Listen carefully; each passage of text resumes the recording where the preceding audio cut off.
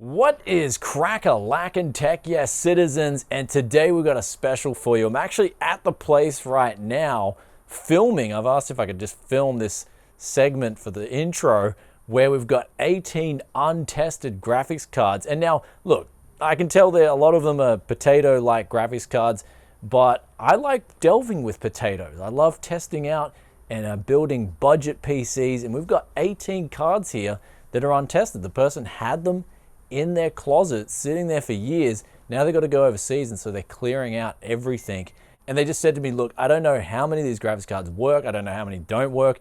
And I just said, well, for 50 Aussie dollars, which is maybe 30 something USD, I'm gonna take the gamble and see how many of these work. Last time we did a video like this, you guys absolutely loved it. So we're gonna get our untested GPU swag on today, but you may have also noticed that in general, not just potato GPUs, but high-end graphics cards are coming down in price big time. So we're going to talk about that a little bit later, but we've also, while I'm here, I asked them, do you have any other stuff? And they just said, yes, I've actually got quite a few things where they've got a GTX 1660 Ti that we've scored for 200 Aussie dollars. We also got two i7s, a 4790 and also a 3770, and they said I could have those for $50. So we're picking up extra deals while we're here. Always got to ask if someone has the extra PC components when you're trying to get a deal, because you could just end up getting more deals and more deals. Now let's take a look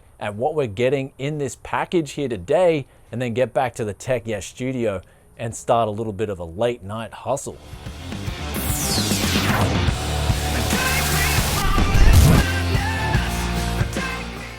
Are you tired of seeing this annoying activate Windows message? Then if so, today's video sponsor SCD Keys has you covered. For as little as $14 using the coupon code BFTYC, you can get activated today. Works for Windows 11 Pro too. Links in the description below.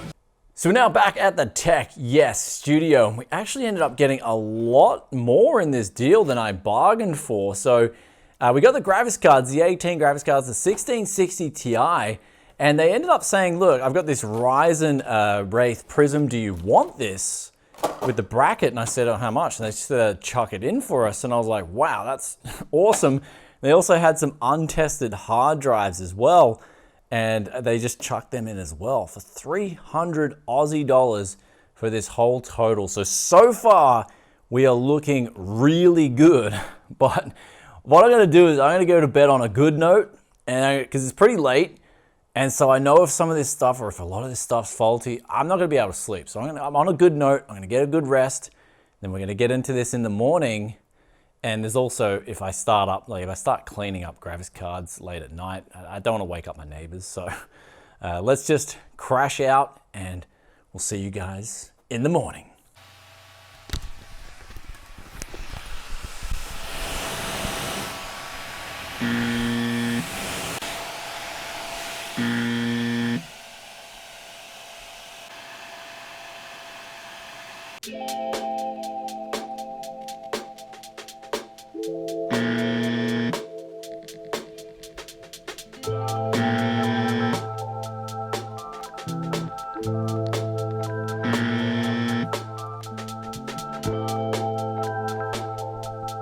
So far, the one card that we don't really care about is the only card working so far. And we've already tested 6 cards before it, so this is just not looking good so far.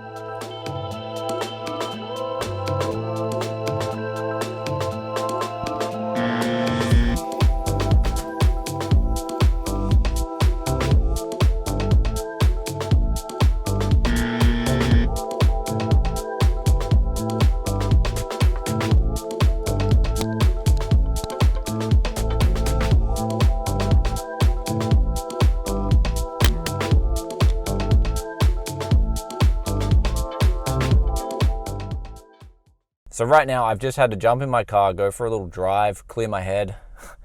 We had 3 cards that ended up working so far out of those 18 cards.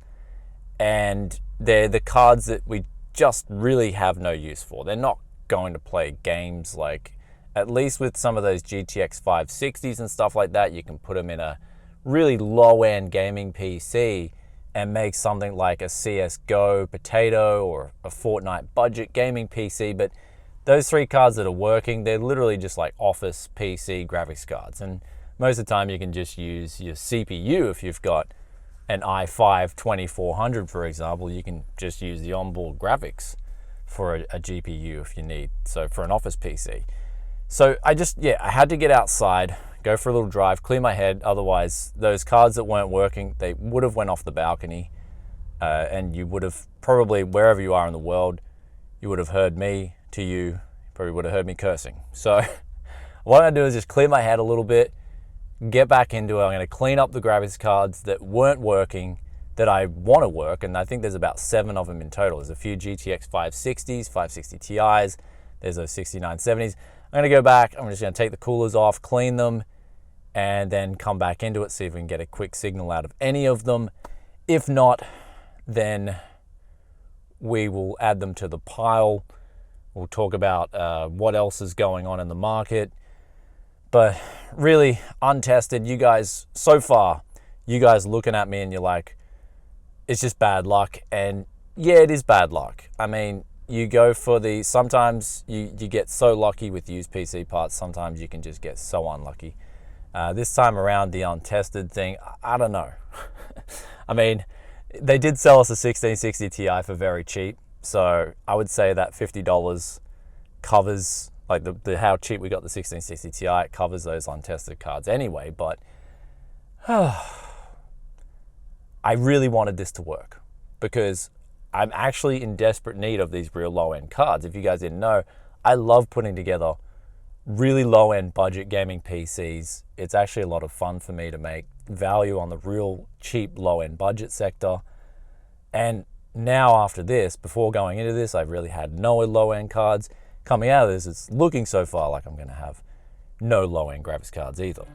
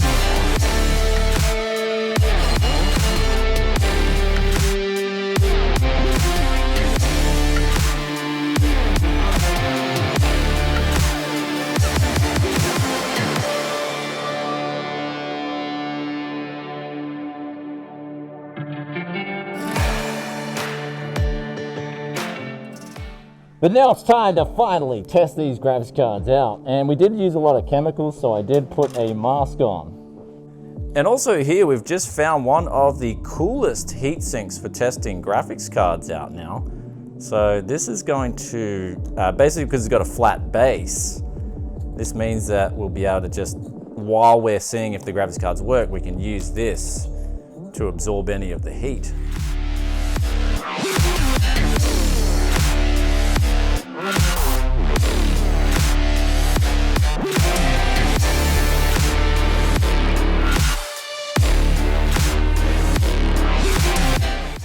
So the first card tested here is the GTX 580, and that has now given out a signal. So that's some really good news. 1 for 1 in the retest after the Tech Yes 11.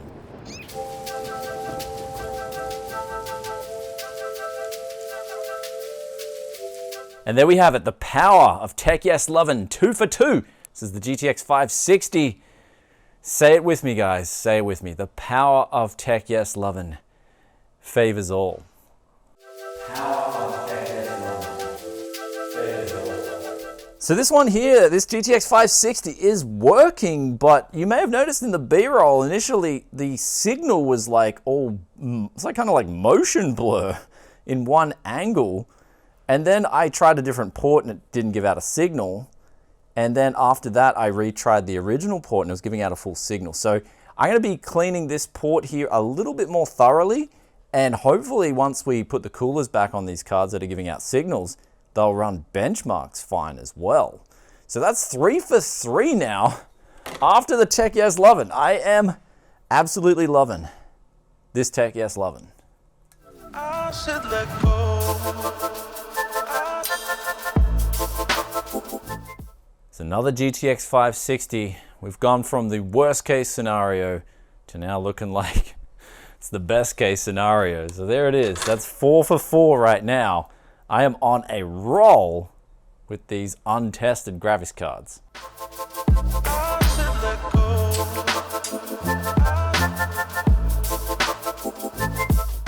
We're now 5 for 5, and suddenly this was coming into it looking like it was the worst untested lot to coming out as possibly the best untested lot ever.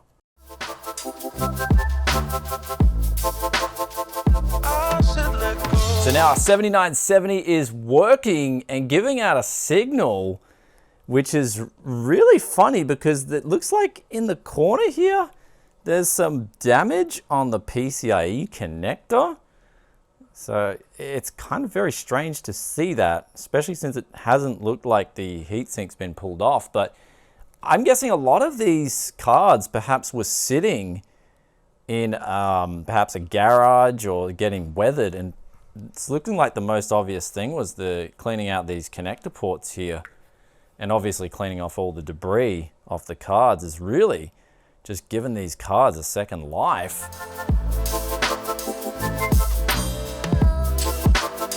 So now the second 7970, unfortunately this one I believe is actually just, it's physically gone.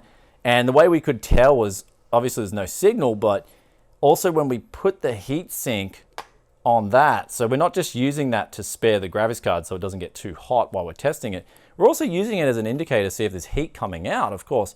And in this case, there was just no heat coming out. My finger, this heatsink was just remaining cool. And that's an indicator that the GPU's got much more problems than just the perhaps a bit of debris and rust.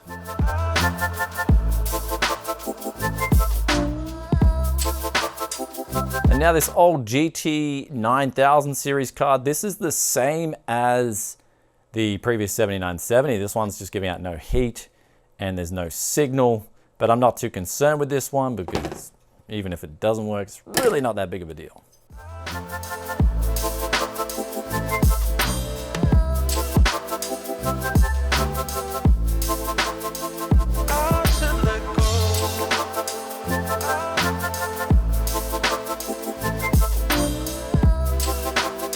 And now our final card on the testing today is this Quadro K or Q5000. And this one's just giving out, like those previous two cards that didn't work, is giving out no heat when I was touching the heatsink. So that just means this card is a goner as well.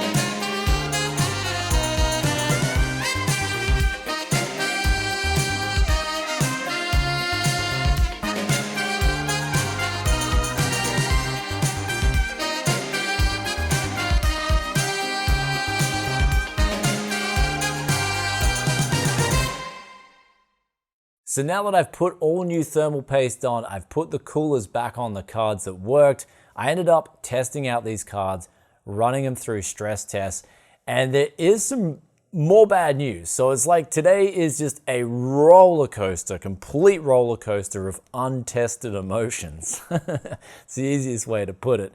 And we came back, we had those cards working, and then we put the coolers back on, and unfortunately the GTX 580 ended up giving out some very bizarre behavior. In fact, when I turned it on, it had all these exclamation marks. And then we got to Windows, and it just, as soon as you try to install the drive, we got a blue screen. I then thought, okay, we'll try and downgrade the VBIOS. We stepped it down to a EVGA BIOS in terms of lower clock speeds on memory and core clock.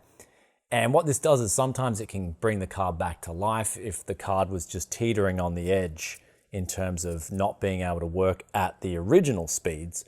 But if you underclock it, kind of think of it like as a slide underclock and then it works again. But unfortunately, it gave out a bizarre behavior at the startup screen again. This time it was kind of like some 1980s like DOS game. And then we got to Windows and it started showing lines on the screen. And that's usually indicative of VRAM having issues. And so after that, I was like, all right, one more attempt. We'll just try GTX 580 1.5 gigabyte VBIOS. That installed.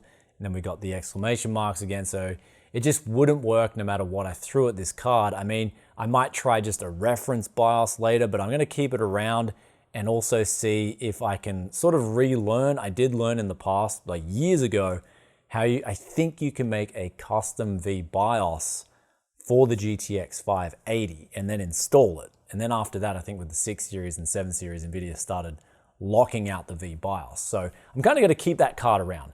And then we had the 7970 and, the 6970. It was 7970, it'd be a lot better of a deal, but it is the 6970, and that ended up just not wanting to install the drivers at all.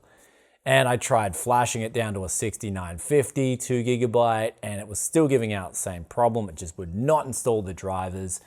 And so that card's kind of getting sidelined too. So these are kind of two cards where I'm seeing really bizarre behavior that I've actually really never come across. I have come across the blue screen when trying to install the drivers. I have come across that, but I've never come across an AMD card that shows that the card's there. It's saying in Windows the HD 6900, but then it's like, okay, we're not going to install the drivers and we're not going to try and install the drivers. So that's a first problem for me personally. So those two cards ended up ultimately though, can't put them in PCs, can't put them in gaming PCs. They're not fit for sale. Though after that, we had 4 GTX 560s come back to life, and they're all working and they're all passing the stress test, but one of those will need new fans as the fans just aren't working at all on one of the models. It's the Rev 2. And the funny thing about this GTX 560 Rev 2 is that it does have that sort of IHS that NVIDIA were putting on the 500 series. It does have that removed and it's direct die contact.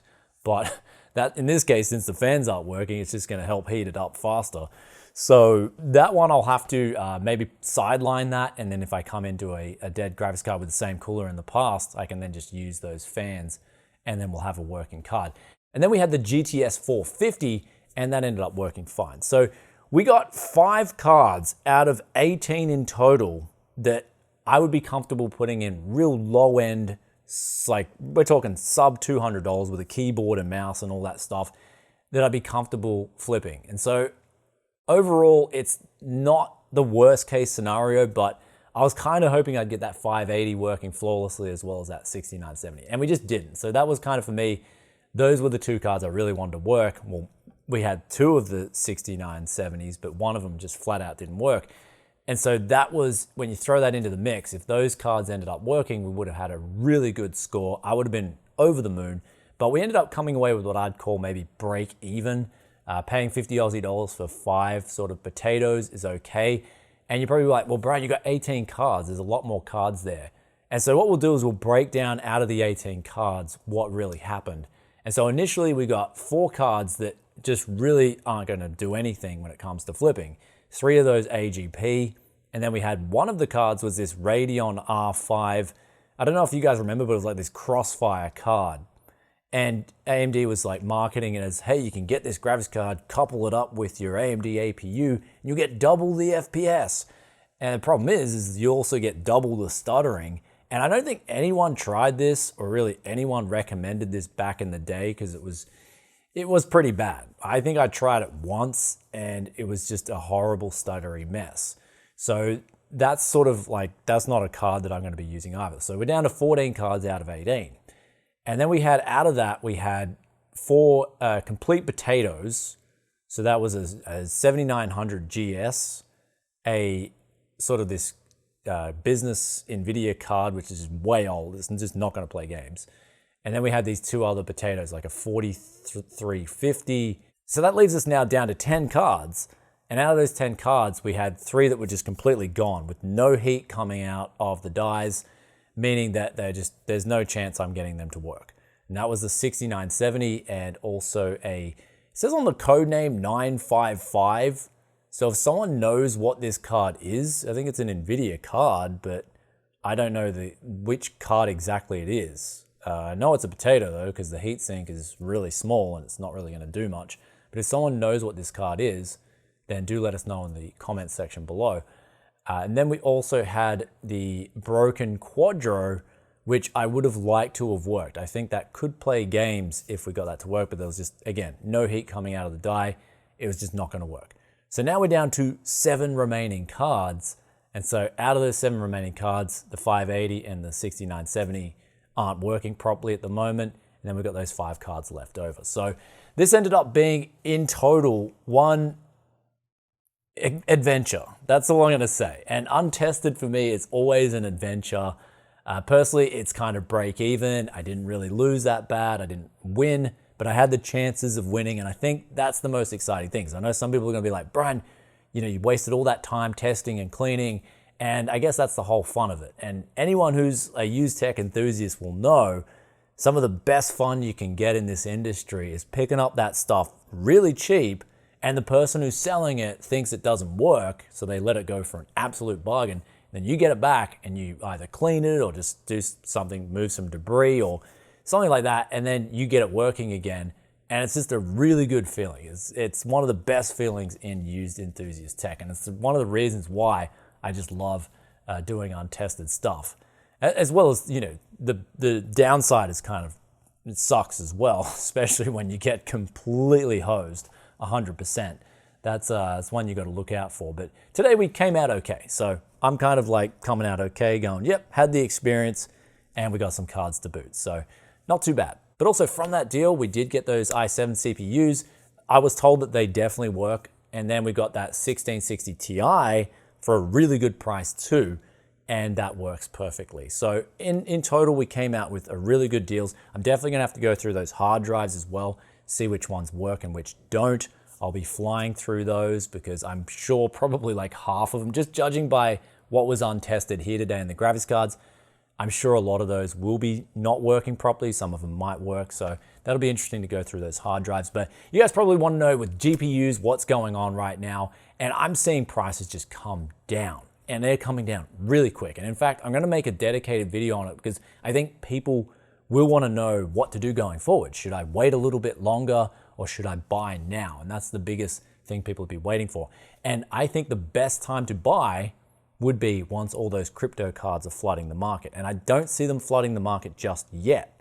So I think prices will come down a little bit more, but there's lots to talk about in the industry in terms of me also talking to retailers, getting the word on the street, and looking at other components in the industry, because right now is a very weird time to be a tech enthusiast, but it is looking like it is coming finally back in favor of the gamer, getting some decent prices. I'll keep you guys updated in a more in-depth video tomorrow, so if you want to see that one, do stay tuned by hitting the sub button, ringing that bell. And also, if you was a behind the scenes member at Christmas time, I was telling you guys about some of those economic indicators that were happening, and I was just selling a lot of my stuff at Christmas. I just had this sellout sale, and I was very glad in hindsight that I did that because I definitely stockpiled the Tech Yes coffers, and that's allowed me now to have a bit of a buffer to get a heap of good deals going forward. And trust me when I say this, I'm definitely waiting for the good deals to come, and hopefully you guys are too. So if you want to get that kind of behind the scenes access,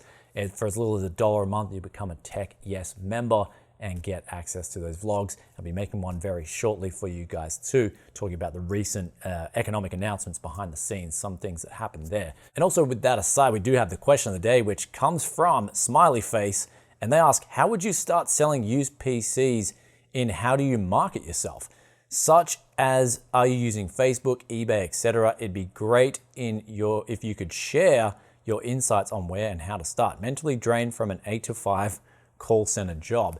And happy to help with this one since, you are working hard and you got little time. I know what it's like to have very little time on your hands. And so getting into it, I would start with Marketplace, as well as if you're in Australia, Gumtree, or maybe in America, there's some other website that you guys can use over there. It just depends where you live ultimately, but find those apps that are direct people to people and there's no middleman taking a cut out of the money. eBay takes a cut. They take like 15% and then people are going to post it. So generally with eBay, the prices are going to be a lot higher for pretty much everything as opposed to local deals where it's a lot easier for people to sell their stuff. And so you'll get really good deals searching locally, as well as if you're selling gaming PCs, you've got that instant gratification there. You got this gaming PC is ready to go, come pick it up. So someone can come pick it up right now. They love that. So for me personally, I use Marketplace a lot. Facebook Marketplace is a really good place to sell gaming PCs in Australia. It's just overtaken Gumtree by a complete long shot. Over the years, Gumtree was top dog and then sort of Facebook Marketplace just came out of nowhere and then that's just been riding ever since. So me personally, I just market my stuff on Facebook. I use Facebook Marketplace a lot. If there's some rare parts that aren't going to gain a lot of traction locally, but I know maybe someone in Australia, even worldwide, would want to get their hands on, then eBay can be really good for that and sort of maximizing stuff for really rare items. So hopefully that answers that question. And with that aside, I'll catch you guys in another tech video very soon. And that's pretty much it, the untested graphics cards. Hope you guys enjoyed this journey and I'll catch you in the next one. And until then, peace out for now. Bye.